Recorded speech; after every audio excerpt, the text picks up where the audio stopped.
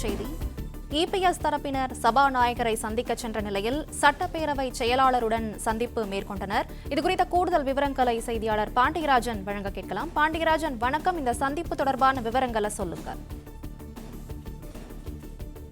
அதிமுகவில் இருக்கக்கூடிய எம்எல்ஏக்கள் 2 தரப்பினர்களாக பிரிந்து சட்டப்பேரவையில் யாருக்கான முன்னுரிமை வழங்கப்பட வேண்டும் என்பது தொடர்பாக சட்டப்பேரவை செயலாளர் மற்றும் சபாநாயகரை சந்திப்பதற்காக காத்துக் கொண்டிருக்கின்றனர்.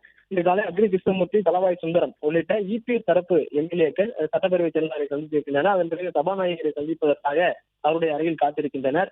அதே சமயத்தில் சி.வி. சண்முகம் ஆதரவு எம்எல்ஏக்கள் விஜயபாஸ்கர், பாலகிருஷ்ணன் ரெட்டி, எஸ்.கே. சுப்பையா உள்ளிட்டோர் எல்லாம் சபாநாயகர் அருகே சென்றார்கள். அங்கு ஏற்கனவே அக்ரி கிருஷ்ணமூர்த்தி, தளவாய் சுந்தரம் இருப்பதை பார்த்த பிறகாக சட்டப்பேரவை செயலாளர் அவருடைய அறைக்கு சென்றிருக்கிறார்கள். தற்போது அங்கே அவர்கள் காத்திருக்கிறார்கள்.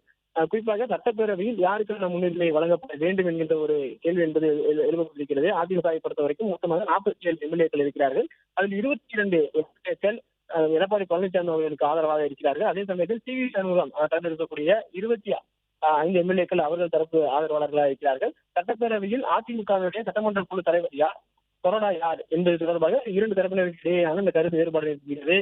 வேலுமணி மற்றும் விஜயபாஸ்கர் சி.வி. சண்முகம் தரப்பு முன்னிலைப்படுத்துகிறது. அதே சமயத்தில் எடப்பாடி பழனிசாமி அவர்களை முன்னிலைப்படுத்தி எடப்பாடி இபிஎஸ் தரப்பு எம்எல்ஏக்கள் ஒரு கோரிக்கையை முன்வைத்திருக்கிறார்கள்.